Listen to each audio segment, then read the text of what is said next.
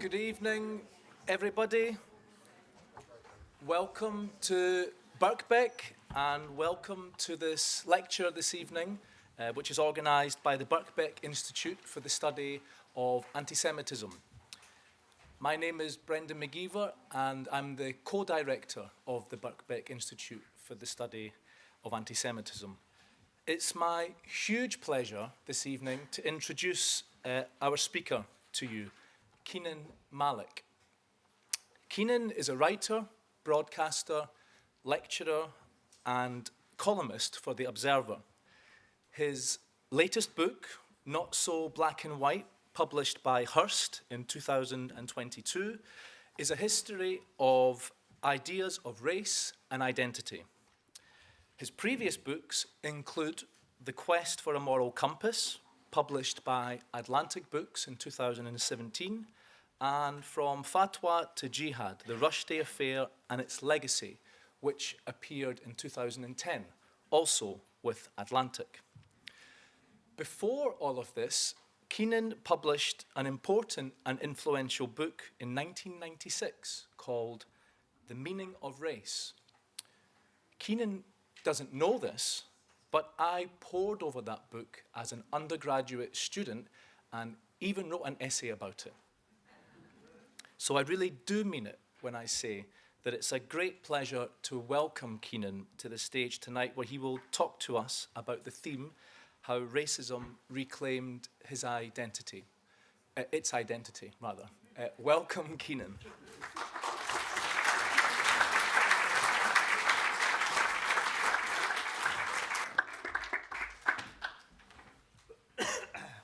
Thanks, Brendan. I'm going to have to track that essay down, aren't I? And thanks to Brendan and to David Feldman, who spent a long time trying to invite me here to give this talk. So it's a real pleasure and honour to be here. I want to begin with a little episode on Twitter earlier this year, when Catherine Birbalsingh, who's the you may know as the head teacher of Michaela Community School, Northwest London. She posted on Twitter or X a photo of a class from her school. She's self-described as Britain's strictest headmistress, and she's often faced criticism from the left for her conservative views. This time, there's more than 1,000 responses to the post, most of them hostile, not from the left, but from the far right and hardcore racists.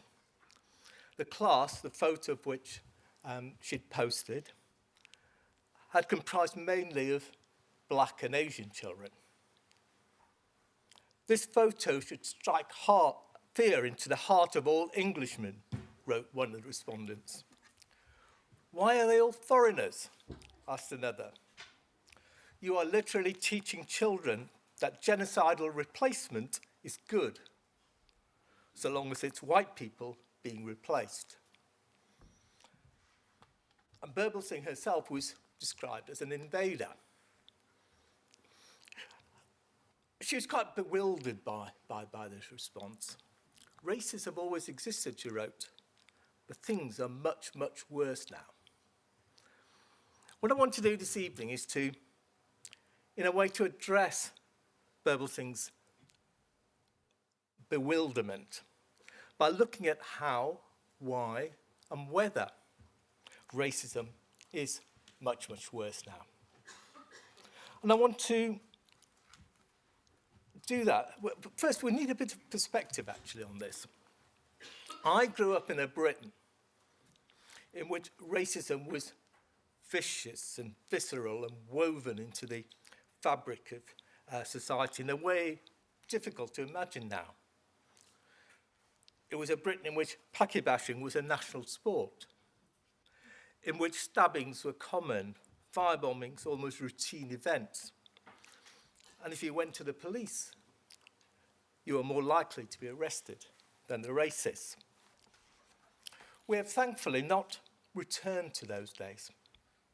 Yet something qualitatively different has changed in recent years in the character of racism and in the debate around it.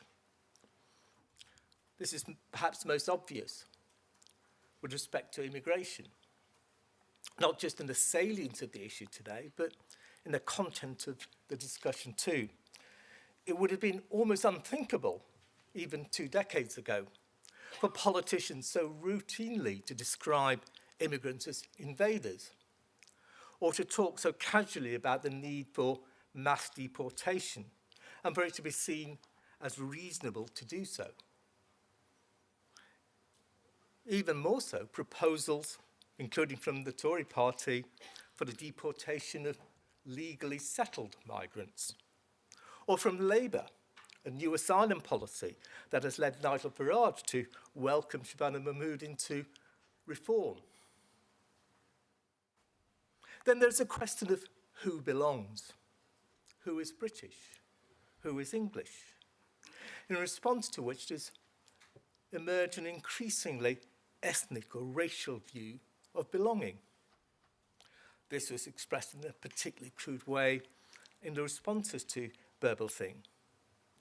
And the outrage from some quarters when Shabana Mahmood became Home Secretary, a Muslim, an immigrant, a foreigner being in charge of immigrants and foreigners was crude too. Immigrants and policing was crude too. Ironic, given that she's probably the most right-wing Home Secretary since David Blunkett and probably well before then. But other similar debates, for instance, whether Rishi Sunak could be English, drew in much wider set of commentators. But the argument as to why he shouldn't be, which is quite common, rested, and quite, not just quite common, but quite common among mainstream commentators, rested on as much on racially coded identities as any of the cruder claims about Verbal Singh or Mahmood. And linked to this are laments about white decline, claims that Britain wouldn't be Britain or London wouldn't be London if there was an insufficient numbers of white people. Is there some minimum number of natives that a capital requires before it ceases to be a capital? That's David Goodhart wondering recently in The Standard. And he suggested that if Nigel Farage became Prime Minister, he might, and I quote, move the government to York. He was only half joking. Goodhart is currently head of demography at the Policy Exchange think tank. He's previously the founding editor of Prospect magazine and director of Demos. And his is an argument echoed by many others, including Douglas Murray, associate editor of The Spectator, Paul Collier, among the most influential developmental economists in the world, the novelist Lionel Schreiber, and so on. These are not marginal non-entities spouting hatred on Twitter. These are mainstream establishment figures. And then there's the association of migrants with crime. After the recent horror stabbings on the train from Doncaster to London, Matthew Goodwin, a liberal academic turned into a reform propagandist, wrote that he received a text from a friend abroad asking, "What on earth is happening to your country?" 3 words, I replied, Goodwin wrote. Mass uncontrolled immigration. So it was an extraordinary claim, if you think about it. We have few details about the alleged stabber, Anthony Williams. We do know he's black, a British national, and born in this country. To claim that the stabbings were the product of mass uncontrolled immigration is to suggest that any black person, even one born in Britain, is a product of mass uncontrolled immigration and should be the object of suspicion. But then for Goodwin, as for many others, Williams is not really British at all. He described Williams as British in inverted commas and wrote, "It takes more than a piece of paper to make somebody British." Not an argument he would use, of course, about white British criminals.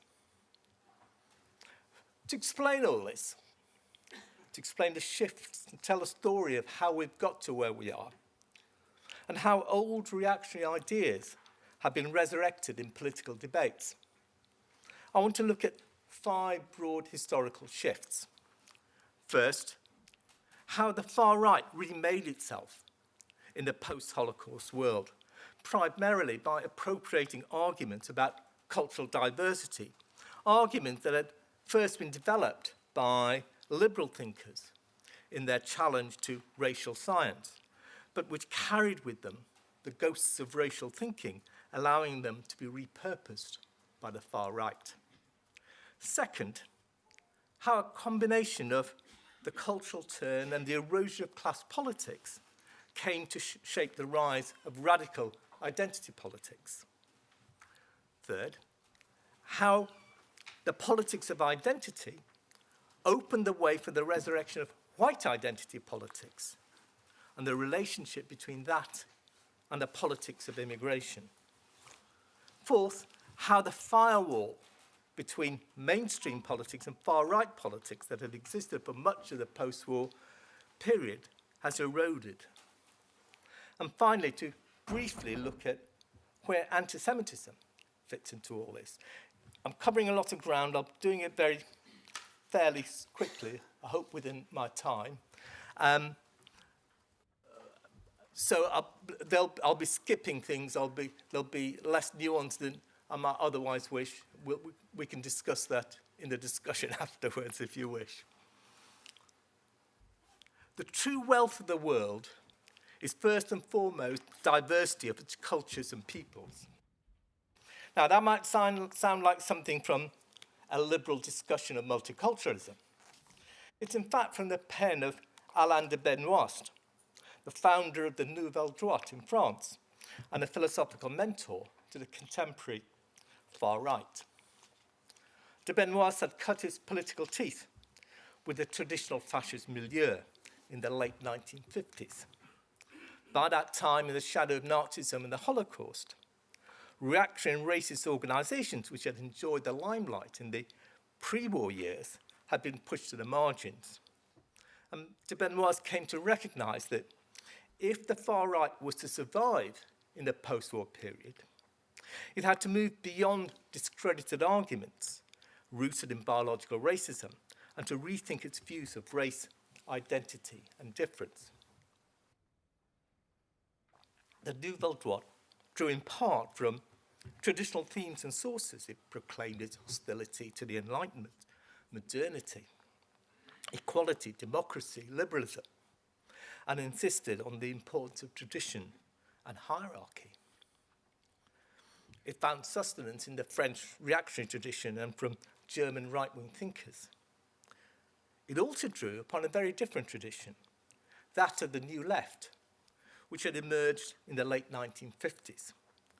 From the New Left, the French New Right borrowed arguments about the significance of culture, its hostility to globalization, its anti-Americanism, and its embrace of the Italian Marxist philosopher Antonio Gramsci, from whom Benoist took the idea that the conquest of power comes only after the conquest of culture.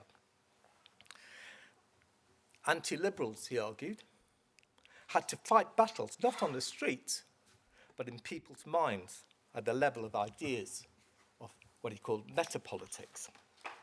And at the heart of Benoist's philosophy was the abandonment, or perhaps better put, the reduction in salience of old biological notions of racial superiority in favor of new ideas of cultural difference and ethnic identity. It was, Benoist argued, in being different that a people finds its meaning and identity, both of which are inseparable from its history and culture. The mixing of cultures, he argued, would damage the cultural identity of both the host and minority communities. In his view, different cultures provide different responses to essential questions. Hence, all attempts to unify them end up destroying them. Now, this was a folkish idea that went back to 19th century German Romanticism, and in particular to the philosopher Johann Gottfried Herder, a seminal figure straddling the Enlightenment and post-Enlightenment worlds. The fundamental unit of human experience was, for Herder, the folk, or the people. And what made the folk unique, each folk unique, was its particular language, literature, culture, and modes of living. The unique nature of each folk was articulated through its Volksgeist, the spirit of a people, refined through history. To be a member of a folk was to think and act in ways given by that folk. These ideas came to be at the heart of the romantic conservative idea of culture and belonging. There was a deep ambiguity to Herder's thought. He espoused ideas of equality, opposed slavery and colonialism. But his cultural relativism and his celebration of the authenticity and singularity of cultures led him to deeply repulsive views. So, for instance, he abhorred migration and mixed marriages, which he wrote were detrimental to the beauty and uniqueness of a people. In the 20th century, Herder's pluralism and celebration of cultural difference became, as we shall see, the root of much anti-racist thinking. In the 19th century, Herder's ideas flowed also into racial thinking. Once it was accepted that different peoples were motivated by different sentiments unique to themselves, that these sentiments inexpressibly imbued a people's history, tradition, and consciousness, and defined every individual's being, it was not a great step to view those sentiments as racial. Over time, Herder's Volksgeist became transformed into racial type. And in the post-war world, Herderian ideas allowed thinkers like de Benoist to remake racial arguments in a form more acceptable in the post-Holocaust age. Everyone inherits a constituent community, de Benoist wrote, echoing Herder, which precedes him and which will constitute the root of his values and norms. So, to find out who I am, I first have to know where I am. Such ethno-pluralism seemed not to possess a taint of biological racism, but by fixing cultures to specific cultural locations, specific geographic locations, and by insisting that to belong to a culture, one had to be descended from the original inhabitants of that location, the Nouvelle Droite found in culture a synonym for race. Immigrants, de Benoist insisted, must always remain outsiders because they were carriers of distinct cultures and histories, and so could never be absorbed into those of the host nation. Citizenship should be reserved for those who are one of us. Immigrants could never be citizens, because democracy only works where demos and ethnos, in his words, coincide. This idea of the authenticity of culture became the new purity of blood. And ethnocentric notions of pluralism became a means of rebranding old ideas of race. And as we shall see, became resurrected in the 21st century. The appropriation of Herderian concepts of culture was central to the remaking of the far right in the post-war years. But it was not the far right that had pioneered the use of culture as a surrogate for race. That had already been accomplished by liberal thinkers. In the early 20th century, the German-American anthropologist Franz Boas had his circle of students, including such stellar names as Margaret Mead and Ruth Benedict, had transformed concepts of race and culture. influenced both by German Romanticism and by liberal egalitarianism, and repelled by racial science, Boas took the Herderian vision of a plurality of cultures and turned it into an anthropological concept. The Boasian understanding of culture embodied three key elements that came to shape the worldview of large sections of the left in the post-war world. First, it was both egalitarian and relativist. No culture was better or worse than another, which is different. Second, one's relationship to a specific culture was so deeply rooted that it was difficult to excise that culture from our being. And third, it was a vision of a world comprising myriad distinct cultures, not inextricably intertwined, but stiffly separate. A view, too, of human interactions as better understood in terms of cultural differences than social similarities. These three elements of the Boasian vision created an understanding of cultures as fixed, self-contained units, each separated from every other by a sharp discontinuity, of individuals as belonging to one distinct culture within which all shared a common and unique set of references about the world, and of humanity as divided into discrete groups and shaped by differences, not commonalities.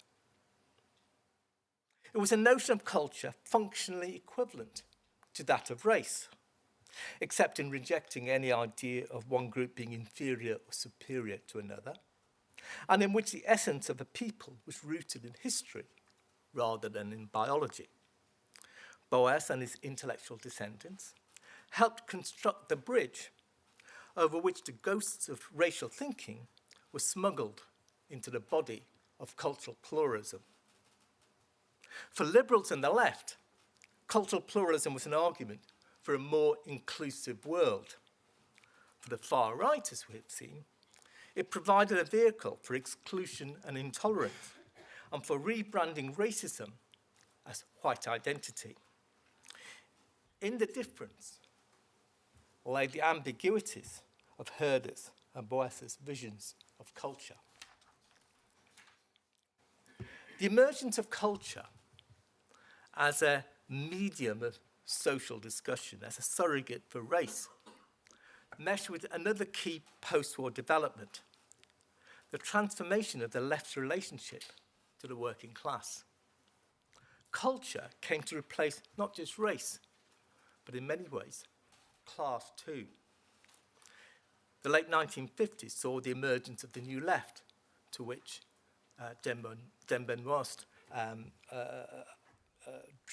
from which Benoist drew from.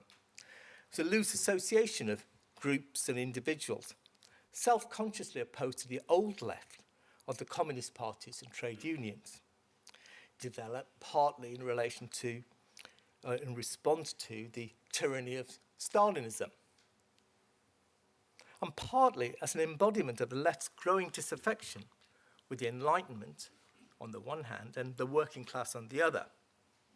Where the old left had looked to the working class as a motor of change, the new left looked to the new social movements, Third World liberation movements, civil rights organizations, feminist groups, campaigned for gay rights. Where the old left had talked of class and sought to raise class consciousness, the new left talked of culture and sought to strengthen cultural identity. It was not that the new left thinkers entirely abandoned their attachment to class politics. E.P. Thompson, one of the founding figures of the British New Left, was also the author of one of the finest studies of working class history, In the Making of the English Working Class. Nevertheless, central to the outlook of the New Left and what came after it, especially the American New Left, was not class, but culture. And then in the 1980s, an even more momentous transformation took place as the post-war order, rooted in consensus politics and Keynesian economics, gave way to a new era of neoliberalism, exemplified by the economic and social policies of Margaret Thatcher and Ronald Reagan. the unleashing of free market economics, the re-regulation and globalization, reductions in state spending, and more individualized and unequal societies. It was a period in which the labour movement and trade unions were gravely weakened.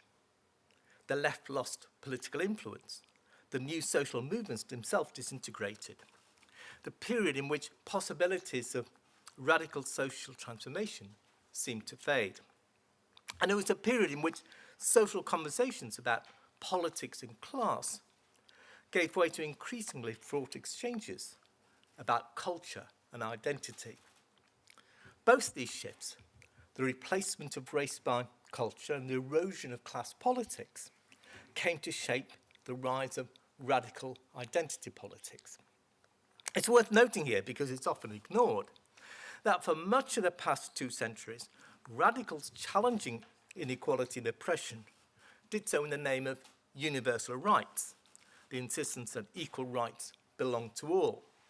It was a universalism that fueled the great radical movements that have shaped the modern world, from the almost forgotten but hugely important Haitian Revolution that began in 1791 to the anti-colonial and anti-imperial struggles of the 20th century, to the movements for women's suffrage, to the battles for gay rights. From the earliest days of resistance to racism and colonialism, there was, though, also movements rooted in what we might call these days more identitarian viewpoints, from the 19th century back to African movements in America, to Garveyism and negritude and Pan-Africanism in the 20th century.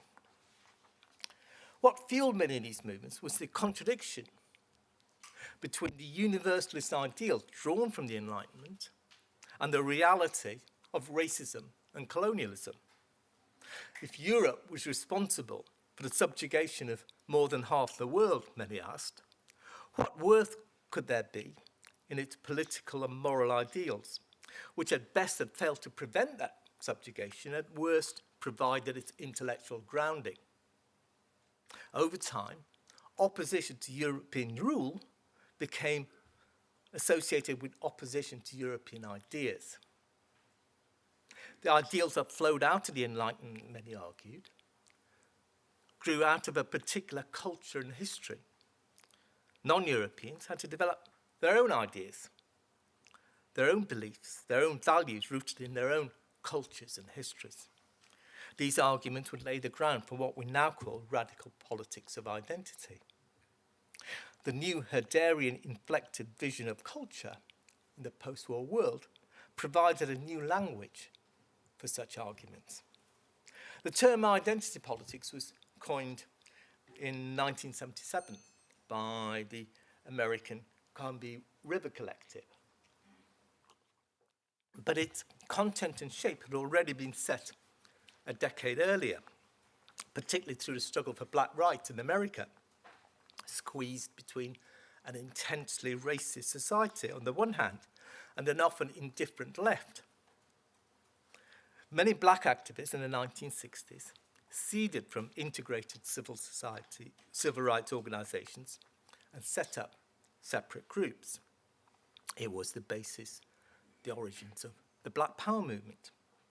Black radicalism provided a template for many other groups, from women to Native Americans, from Muslims to gays, to look upon social change through the lens of their own cultures, goals, and ideals. For many within such identity movements in the 1960s and 70s, their specific struggle was inextricably linked to wider projects for social transformation, to wider labour movement organisations, to wider campaigns for social change. A key shift over the past half-century has been the disintegration of many of those wider social movements and radical struggles. Labour movement organisations have weakened, the new social movements have disintegrated, as indeed as much of the left. And in this process, the recognition of identity became not a means to an end, but an end in itself. as the political philosopher Wendy Brown has put it, what we have come to call identity politics is partly dependent upon the demise of a critique of capitalism. Through these changes, the meaning of belongingness and of solidarity transformed. Politically, the sense of belonging to a group or collective has historically been expressed in two broad forms, through what we might call the politics of identity and the politics of solidarity. The former mobilizes by emphasizing shared membership of a particular identity, be that sex, gender, sexuality, race, or nation. The politics of solidarity also stresses collective endeavour, but views commonality as emerging not from particular identities, but out of a shared set of values and beliefs, and the struggle to win acceptance for those values and beliefs.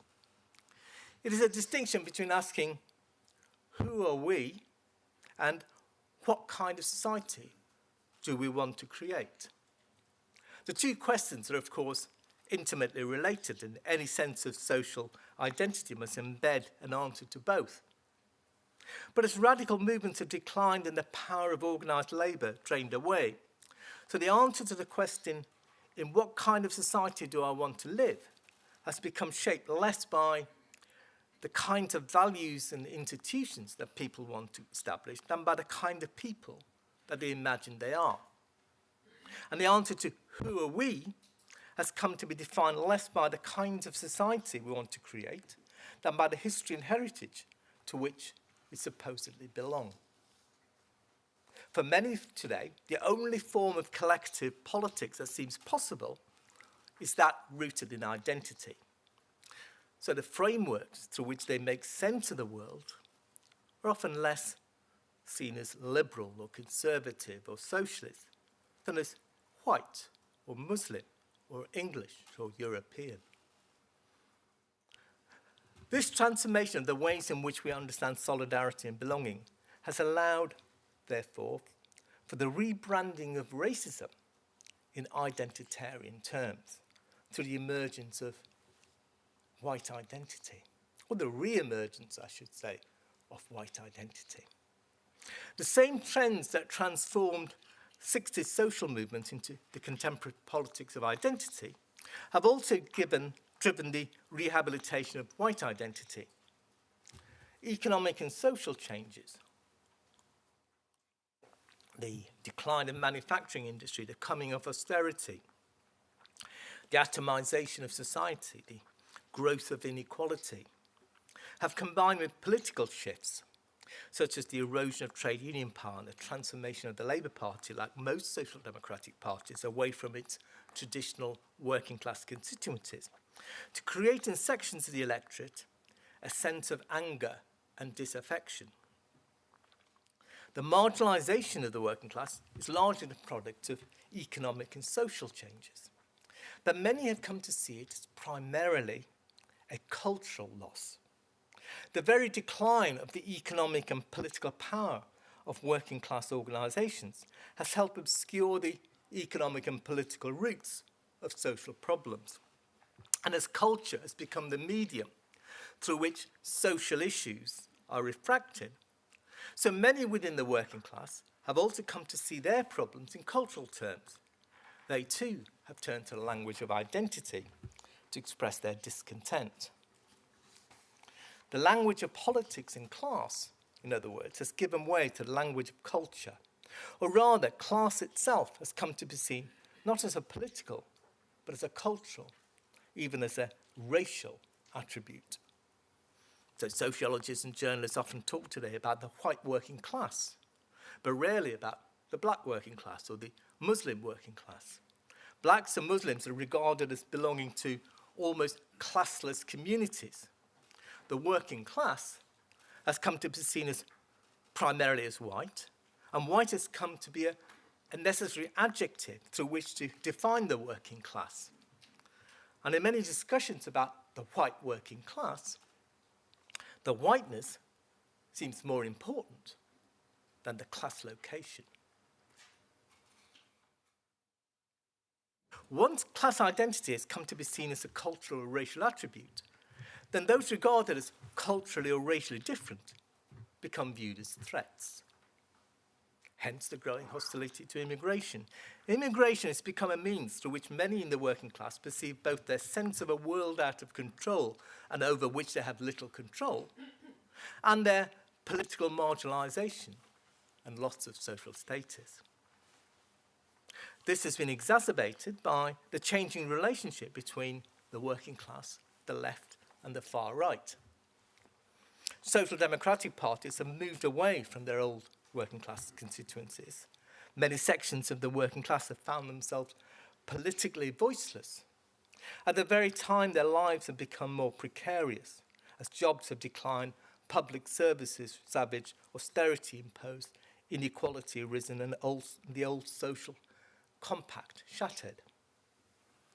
Many within the working class perceive that the only organisations and figures that provide them with a voice as being those on the reactionary or far right. Meanwhile, many on the right, whether in the mainstream right, the reactionary right, or the far right, present their anti-immigration argument as a defence of British workers. Yet most also support the very policies that have broken the lives of so many Britons, from austerity to the sale of council housing, from the demonisation of claimants as scroungers to the destruction of trade union rights.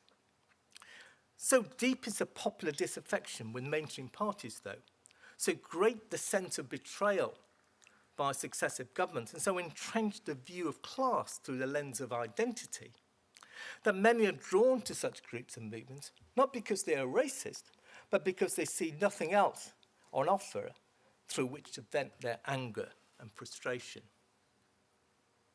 The result is a new kind of mass politics and the refashioning of the original reactionary politics of identity for a new age. What has facilitated this new reactionary politics? It's not simply the transformation of notions of belonging and solidarity, or the depth of popular disaffection, but also the way that mainstream politicians and commentators have in recent years looted the far-right ideological arsenal in an age in which traditional conservatism seems to have lost its purchase and meaning. Consider the following quote: "Europe is committing suicide. By the end of the lifespans of most people currently alive, Europe will not be Europe, and the peoples of Europe will have lost the only place in the world we had to call home." Now, that's not Alain de Benoist or Marine Le Pen, but Douglas Murray, associate editor of The Spectator, and one of Britain's best-known conservative commentators, in the opening to his 2017 bestseller, The Strange Death of Europe. He writes of the replacement of large parts of the European populations by other people, and worries that London has become a foreign country because in 23 of London's 33 boroughs, white Britons are now in a minority. The main themes of such arguments are steeped in traditional racist thinking. The term racial suicide was coined in the late 19th century by the American sociologist Edward Ross and popularized by Theodore Roosevelt, who later became president, of course, to express their fears that Anglo-Saxons were being outbred by inferior immigrants from Southern and Eastern Europe. The white supremacist Theodore Lothrop Stoddard warned in the early 20th century that the white ancestral homeland of the Caucasus had become, quote, a racially brown man's land in which white blood survives only as vestigial traces of vanishing significance. The same was happening in Europe too, he argued. What assurance, he wondered, could there be that the present world order may not swiftly and utterly pass away? These ideas that for much of the post-war era had been pushed to the racist fringes are now seeping back into the mainstream. Or take Lionel Shriver, the London-based American novelist, who, like Murray, is a Spectator columnist. Like Murray, Shriver fears the de-whitening of London and projects her own vision of the Great Replacement conspiracy theory, the idea that mass migration is a liberal conspiracy to replace the indigenous population. The lineages of white Britons in their homeland, commonly go back hundreds of years, she argued in one of her Spectator columns. And yet they have had to submissively accept the ethnic transformation of the UK without a peep of protest.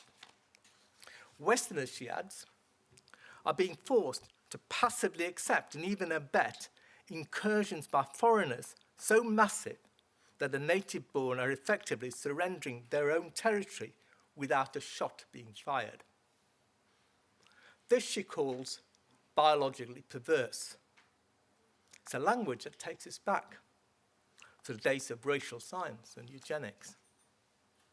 A decade ago, figures like Murray Shriver, important authors and writers though they may be, might have been regarded as outliers. Today, these views, as we've already seen, find much greater purchase within the mainstream. What we're witnessing here is the erosion of the firewall that existed for much of the post-war period between the far right and the mainstream. And as it has eroded, and as more liberal forms of conservatism have corroded, reactionary forms, long marginalised, have become resurrected. Finally, though unfortunately briefly, to the question of where anti-Semitism fits into this picture. The rise in anti-Semitism has been a particularly troubling issue over the past 2 years since the 7th October Hamas attack, and even more so in the wake of the Yom Kippur attack on worshippers in the Heaton Park Hebrew congregation in Manchester last month. A report published by the IJPR, the Institute for Jewish Policy Research, just a few days after the Manchester attack, suggested that almost half of British Jews, 47%, saw anti-Semitism as a very big problem, and more than 4 out of 5 regarded it as very big or fairly big. More than a third rated their safety in Britain as between 0 and 4 on a 10-point scale, compared to just 9% before October the 7th in 2023. Such fears seem to be corroborated by data from organisations such as the CST, which has reported consistently high and rising levels of anti-Semitism over the past 2 years. And yet, as Brendan McGeever, Ben Gidley and David Feldman pointed out in a feature in Prospect magazine last month, what constitutes anti-Semitism is often contentious. Many now regard anti-Zionism straightforwardly as anti-Semitism, especially as the IHRA, the International Holocaust Remembrance Association definition, has been embraced both by Jewish organisations and by governments, universities and civil institutions. Yet, as Kenneth Stern, the lead drafter of the IHRA definition, has warned, that definition has become weaponised into a blunt instrument to label anyone an anti-Semite. McGeever, Gidley and Feldman pointed out too that surveys of British attitude to Jewish people suggest that anti-Semitism in Britain has been in steady decline. The disparity between the data about anti-Semitic attacks and that about the reduction in anti-Semitic attitudes is, they observe, rarely addressed by Jewish leaders or by politicians and commentators, and yet it's a key issue that we should look at more carefully. None of this is to say that anti-Semitism is not a major issue in Britain. It is to suggest that we need to take more care in how we look at the issue. much of the current debate about anti-Semitism focuses on bigotry on the left and within Muslim groups. In one sense, that's understandable, given the focus of the past 2 years on Hamas, Palestine, and protests about Palestine and Palestinian freedom. The issue of left-wing and Muslim anti-Semitism is clearly important and too often swept aside. But it's also here that the question of what constitutes anti-Semitism becomes particularly fraught. It's also meant that right-wing anti-Semitism has become far less salient.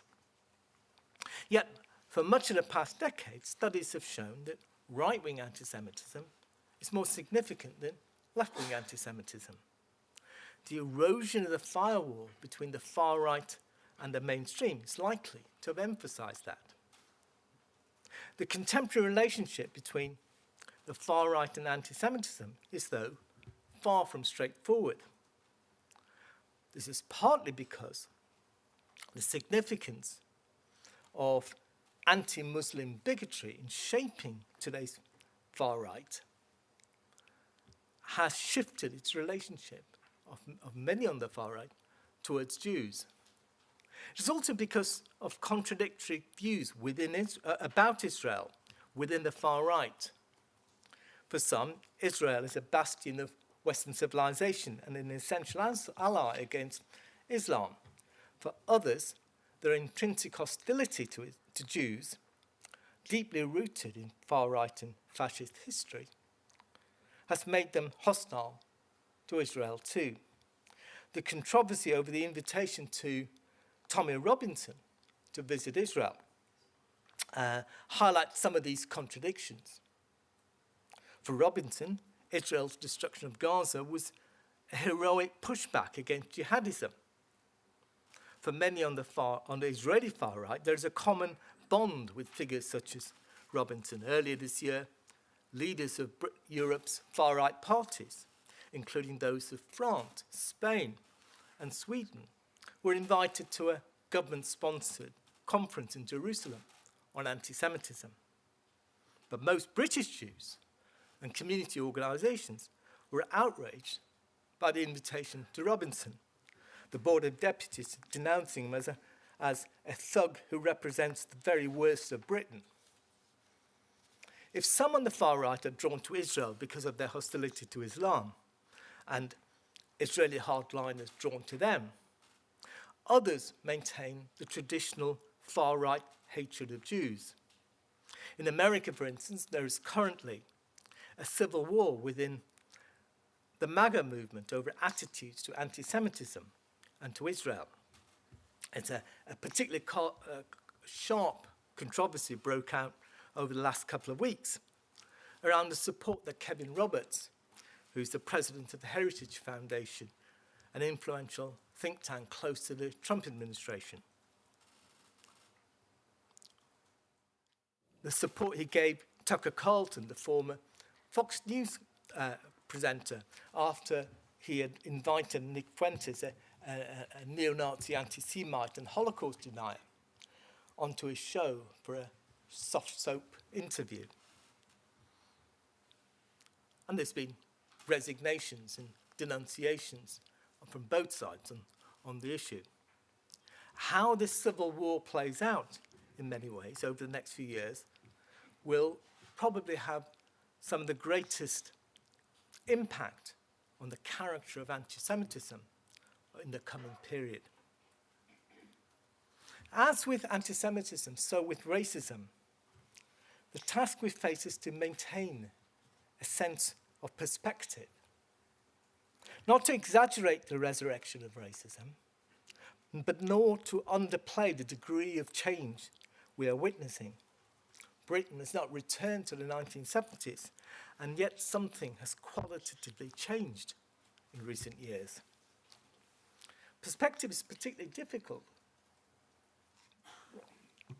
At a time like this, there is something unsettling in the way that racism presents itself today, because, like politics more broadly, it's a time of realignment. in which the old maps are no longer useful and the new maps have yet to be created.